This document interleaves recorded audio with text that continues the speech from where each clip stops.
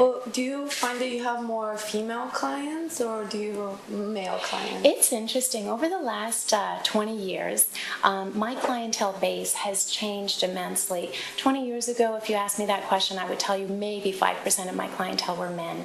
But now, I would say about 40% of my clientele are men, which is huge. And I think some of that is because men are more comfortable now. They'll come in for laser, but they won't do electrolysis. That's too tedious and too painful for them, but they'll laser a large area.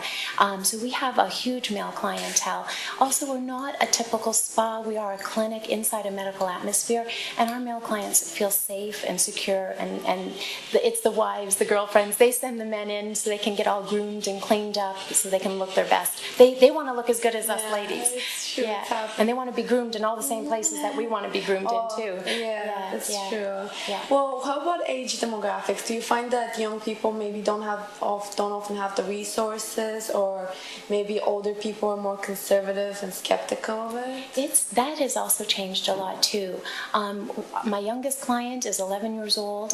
Some of them have hormonal imbalances, and it causes unusual amounts of hair growth. So we will treat even young children for hair. If they have hirsutism or superfluous hair that is uncomfortable for them.